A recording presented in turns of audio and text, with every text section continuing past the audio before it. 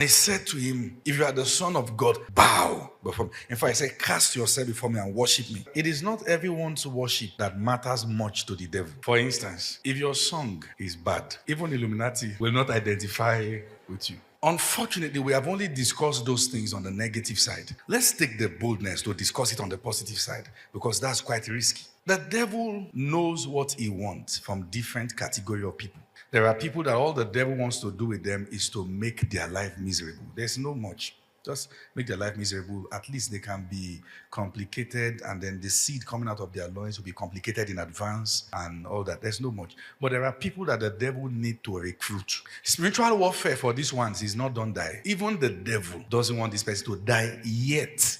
He's still going to kill. But the devil doesn't kill until he's done using his own. Some of the most terrific agents of darkness lived quite long. You might hear some conspiracy theory around Idi Amin of Uganda. He died a very peaceful death in Saudi Arabia. Sometimes you hear conspiracy theory around men like Adolf Hitler. The people that the devil used well, and he's going to still kill, because the devil doesn't give anybody any good reward. He's still going to kill. But we seem to understand, and please pay attention, more of these things in the demonic side, that there is what is called the recruitment strategy of the devil. He made his intention clear. Jesus, what I want from you is to worship me. I have a campaign and I want you on my side. He wasn't hiding it. Bow. And what's the tool for enticement? The glory of this world. The same way someone can tell you, you see, all these rent issues you're having, it can end tonight. I have a house, fully built, 5-bedroom, detached duplex, furnished. And I'll even show you the picture. All the misery of rent can end now. My hotel room is so and so place, Fraser Suit, join me.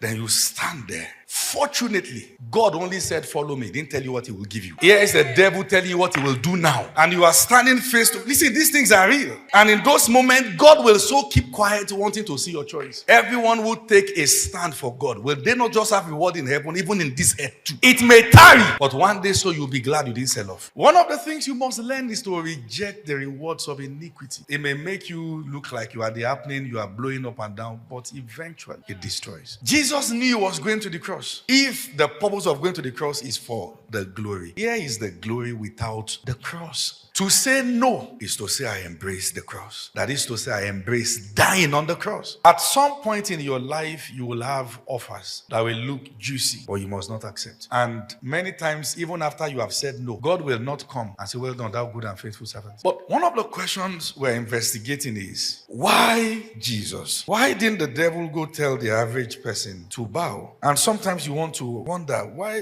am I the only one facing all the so much advances and so much temptation? And if this is something happening in your life, then it means that there's something about you that you don't even know yet. As much as the devil wants to control the world, it is not strategic for him, for everyone to.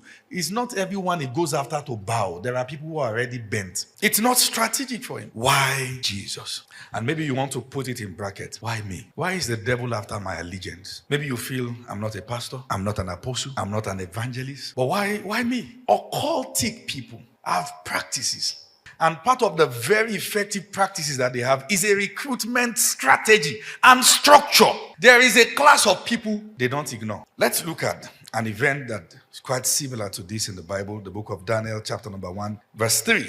And the king spake to Aspinas, the master of his eunuchs, that he should bring certain of the children of Israel. Now, the mistake many Bible students make is that they think that Aspinas was only to recruit those who are from the palace. It's not so. Look at it. Certain of the children of Israel, and not all, the king's seed. So there are those who are not born by king, but are royalties. A king is either born or made. When it comes to this level, background is not an excuse. Certain children of Israel, and of the king's seed, and of the princes, children in whom was no blemish, but well favored, and skillful in all wisdom, and cunning in knowledge, and understanding science, such as had the ability in them to stand in the king's palace, whom they might teach the learning and the tongue of the Chaldeans. Now, quote me anywhere, and I'm ready to be misunderstood. If all you know is the Bible, and nothing else, even the ministry will not be so relevant in it. Because apart from Bible knowledge, there are skills you need to run a very fantastic ministry. Leadership skill, management skill. They are important. Sentiment aside. So if you are running from hard work, any sector you want to enter will repel you. What I'm trying to tell you is this, that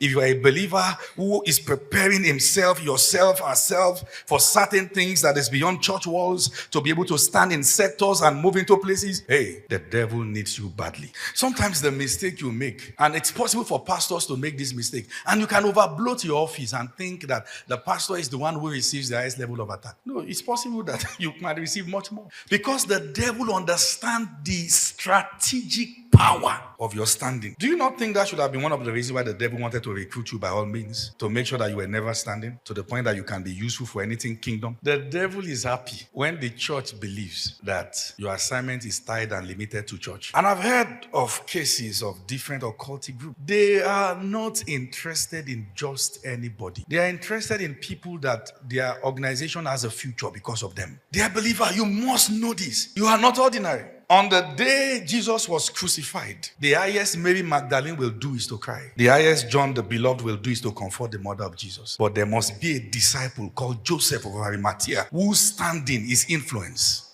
Now, all the tonguing guys have done as far as they can do. This is where influence takes over. The devil understands that, and he knows that because of your mindset, this is what you think is power. But Mordecai must be praying in the city and Esther knocking the doors in the palace. The both must align for there to be deliverance. You see, you feel, I'm a young man, I'm a young lady, getting blessed early, know what to do, know what God is doing in my life. I can't tell the reason why temptations is so much around you. I'm telling you, this is the reason. You have a kingdom assignment.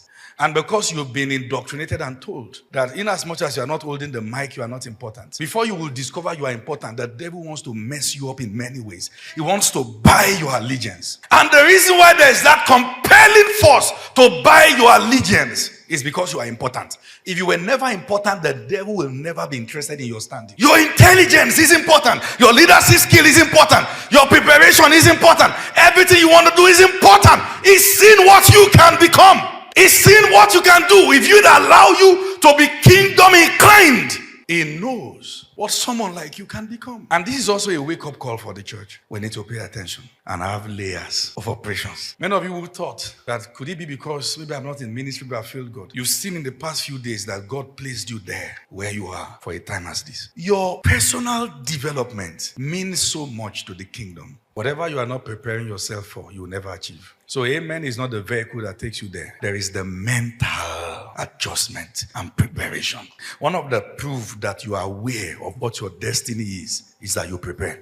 Look at the case of the children of Israel. The children of Israel have been in captivity for 390 years. In their 350th year, a child was born. And the child was born by one of the slaves or subjects in Egypt of the house of Levi. If they raise this child in the house of Levi, Egypt will happen to this child. That this child will never have the spine to say we can be free. So let's allow a chaos that will take Levi to Pharaoh. Because there is something Pharaoh has that the only man who can ask for deliverance must have. Sometimes you insult those in power, but there is a wisdom that they may have that you need to. Because you are quick to burn bridges. They are quick to forgive. Men who are nobles understand the power of relationships. There are times people send me a message and I feel this is not wise. I read and I just let it go. That doesn't mean that you offend me today, doesn't mean God can't use you for me tomorrow. So I can't lose twice. You repent tomorrow, God now use you for me. But I've blocked you. I not lost. Anger has economic importance. Because sometimes you are too filled with bitterness and rage that you are not thinking well. So what God does, He will separate you from toxicity. He will separate you from the mess. Some of you might even come from a family that God is going to use you to rescue and change the pattern. But first, there must always be a separation. You can't solve the problem in the midst of the problem. And separation will mean that you know what you are doing. Even when they are saying, you are wicked. I know what I'm doing. The one who can change the narrative must first be detoxified from the pain. What does this simply mean? You can play the game of religion and sleep in church all your life, and yet God Himself can't trust you enough to use you on the account of the fact that you refuse to develop yourself in areas that God finds useful. God can't use you, the devil can't use you, become an average man. One of the things you must master is the heart of conviction. That many times you will be misunderstood, you'll be gotten wrong, but if what you're doing is the will of God, stay in the conviction. Because when you jump out of that conviction to quickly please men, you lose your place. And I must also inform you that me preaching here, I am not where the battle is the hottest. You are the one who is being prepared to go to where the battle is fierce. Nobody is bringing anything to my table now and say, Apostle, stop mentioning Jesus. But they will bring it to your own tables. They will bring it to you. Nobody will rush down here and say, please, Apostle, just drop this mic. Let's go for one night. But they will come for you. You can't be doing what you are doing and say you are not in ministry. You are God's consecrated people being equipped to go. When you stand in your real estate company, you are doing the work of ministry by taking a stand for Jesus. It's the work. Don't get it twisted. You need the same prayer devotion that we need. Because the devil knows that this has not been taught and many are not aware. Hence the reason why there's so much compromise. Like, share, comment, and trade with me at Power Crypto Exchange. I'm very reliable at my job. Hope to see you in the next video. Thanks, guys. Bye for now, guys.